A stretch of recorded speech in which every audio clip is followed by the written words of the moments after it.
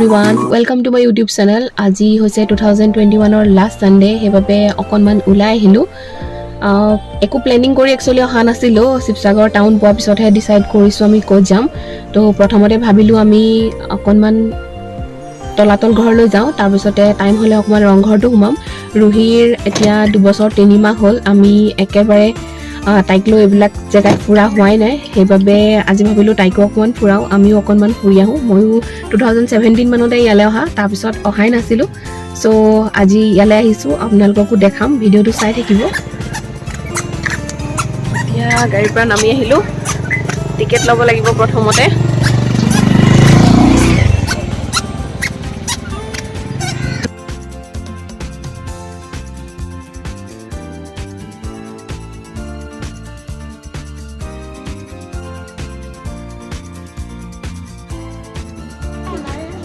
Papa tiket tuh lolok.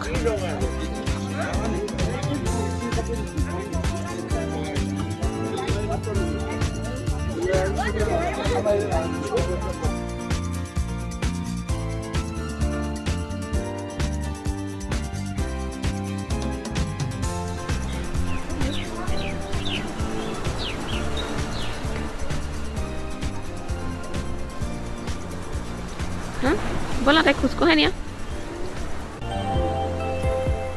তলাতল ঘৰৰ বিষয়ে সকলোৱে জানেই তথাপিও মোৰ সামান্য জ্ঞানৰ পৰা যি জানো তাকে কৈ দিছো তলাতল ঘৰ তেতিয়াৰ দিনত ৰংপুৰ আৰু বৰ্তমান জয়সাগৰত অৱস্থিত 1702-3 চনত যেতিয়া আহোম ৰাজ্যৰ ৰাজধানী গড় গাঁৱৰ পৰা ৰংপুৰলৈ অনা হৈছিল তেতিয়া স্বৰ্গদেউ ৰুদ্ৰসিংহই তলাতল ঘৰটো সাজিছিল তেতিয়া বাঁহ কাঠেৰে 4 মহলীয়াকৈ বনোৱা হৈছিল তেতিয়া অৱশ্যে তলাতল ঘৰ নামেৰে জনা নগৈছিল পাছত যেতিয়া স্বৰ্গদেউ ৰাজেশ্বৰ সিংহৰ শাসনকাললৈ আহিছিল তেতিয়া বহুতখিনি হাহলনি কৰিলে আৰু নতুনকৈ 3টা মহল মাটিৰ তলত ইটাৰে সজা হৈছিল মাটিৰ তলত যেহেতু 3টা মহল আছিল হেবাবে ঘৰটো তলাতল ঘৰ নামেৰে জনা গৈছিল আৰু ইয়াৰ তলত 2টা সুৰংগও আছিল এটা 3 কিলোমিটাৰ দীঘল যেটো দিখৰ নৈৰ লগত সংযোগ আছিল আৰু এটা আছিল 16 কিলোমিটাৰ দীঘল হেতু সুৰংগই ডাইৰেক্ট কাৰেংঘৰলৈ যাব পাৰিছিল শত্ৰুৰ আক্ৰমণৰ সময়ত আত্মগোপন কৰাৰ বাবে এইকেইটা নিৰ্মাণ কৰা হৈছিল এতিয়া অৱশ্যে এইবিলাক বন্ধ কৰি দিয়া হ'ল আমি এতিয়া তলাতল ঘৰলৈ গলে এইবিলাক চাবলৈ নাপাম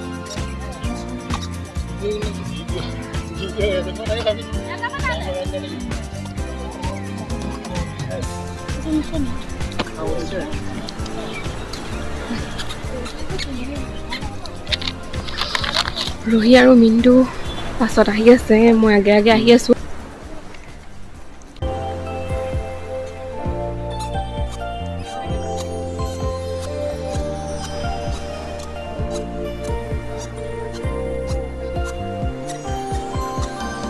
এতিয়া আমি তলাতল ঘৰ চাবলৈ গলে মাটিৰ ওপৰত থকা 2টা মহলৰ লগতে তৃতীয় আৰু চতুৰ্থ মহলৰ বাকি ৰৈ যোৱা অংশখিনিহে দেখা পাওঁ মাটিৰ তলৰ মহলা কিটাটো বন্ধই কৰি দিয়া হৈছে আৰু বাকি যিখিনি কাঠ বাহেৰে নিৰ্মাণ কৰা হৈছিল সেইখিনিটো এতিয়ালৈ নাই বহুত আগতেই চাগে ধ্বংস হৈ গৈছে এইবিলাক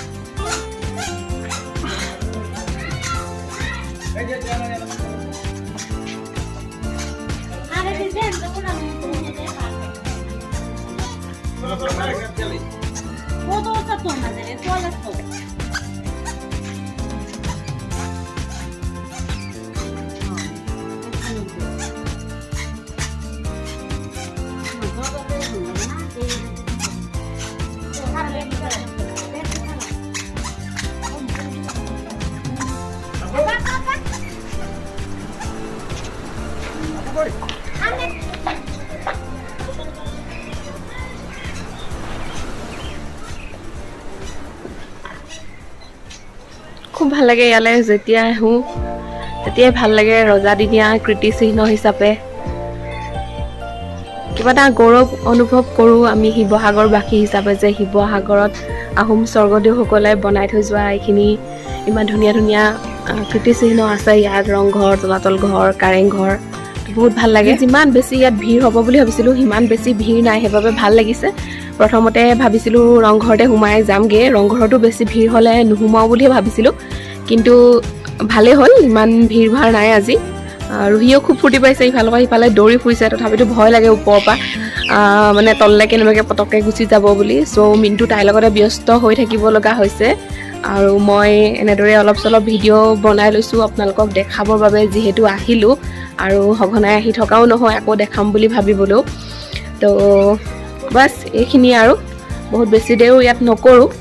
আকৌ যদি অকণমান সময় হয় ৰংঘৰতো সোমাম বুলি ভাবিছোঁ।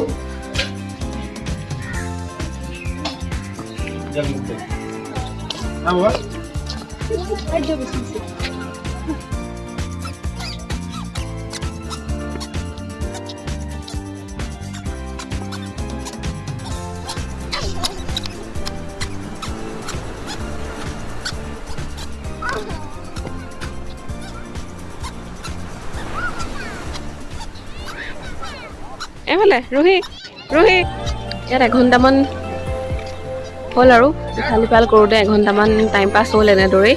এতিয়া চাগে অকণমান সময় ৰংঘৰলৈ যাম আৰু ৰুহিক লৈ যাওঁ। সেইজনী দেখিছেনে পিছত সেইফালে দৌৰি ফুৰিছে, বিৰাট মানে ভাল পাইছে তাই দৌৰি ফুৰি এইফালে, সেইজনী দৌৰি ফুৰিছে। তো তাই বেলেগ ফূৰ্তি পাইছে, ইয়াত গোটেইখন খোলা খোলা পাইছে আৰু ধেৰ মানুহ দুনুহ দেখিছে, ভাল পাইছে তাই। তো যাবলৈ মন নাই তাইৰ, তথাপিতো যাওঁ আৰু। এতিয়া আমাৰ যাবৰ হ'ল। যোৱাৰ আগতে মই তলাতল ঘৰৰ ওপৰৰ পৰা চাৰিওফালৰ ভিউটো এবাৰ দেখাই দিছোঁ।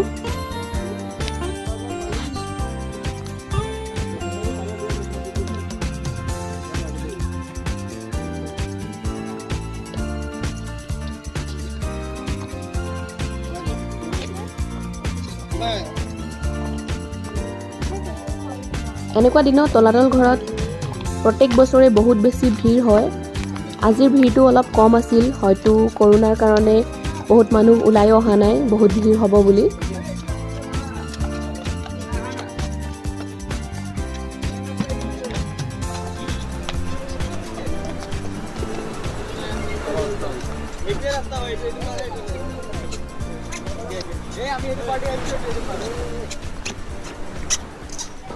কি কৰিছা?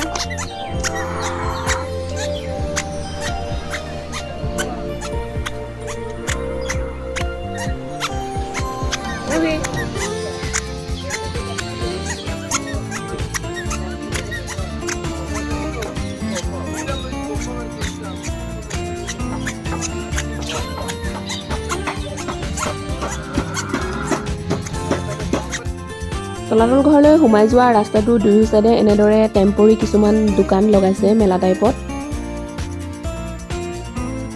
কিছুমান হেণ্ডমেড বস্তু আছে ইয়াত। এইখন আমাৰ গাড়ী, এতিয়া আমি যাওঁ।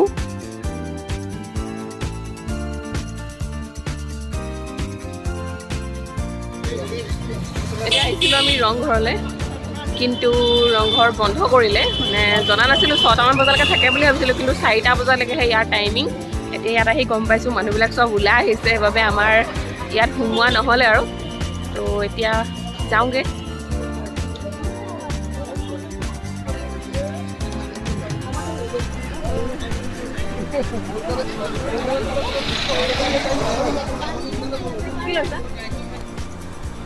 এতিয়া আহি পালোঁ বৰ্ডিং ৰোড। আজি যিহেতু ছানডে, দোকান বজাৰবিলাক বন্ধ, ৰাস্তা একেবাৰে খালী খালী হৈ আছে। আজি ভাবিছোঁ ষ্ট্ৰীট ফুড খাম, কিন্তু সেইবিলাক খাবৰ বাবেও দোকানবিলাক বন্ধই হৈ আছে। এটা জেগাত খোলা দেখি তাতে গাড়ী ৰখালোঁ, যি পাওঁ তাকে খাম আৰু। বহুত দিন ষ্ট্ৰীট ফুড খোৱা নাই, আজি ভাবিছোঁ ষ্ট্ৰীট ফুড খাম বুলি। এয়া দাদাই ইয়াত বনাই আছে। এটা লৈছোঁ পাপৰি চাট আৰু এটা ভেলপুৰি লৈছোঁ।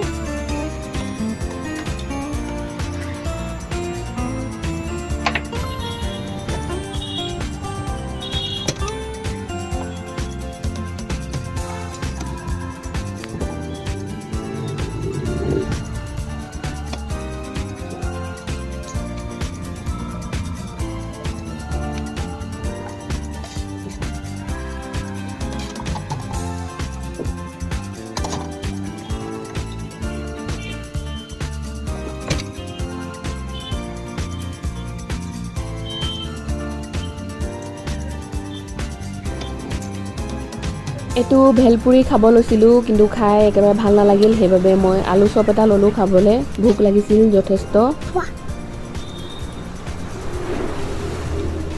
চামুচখন পৰি থাকিলে বেলেগখন দিয়ক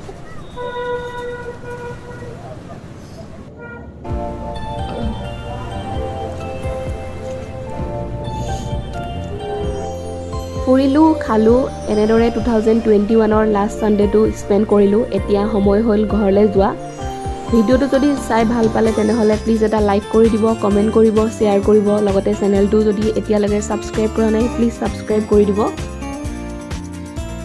নতুন এটা ভিডিঅ'লৈ খুব সোনকালে আহি আছোঁ তেতিয়ালৈকে বাই বাই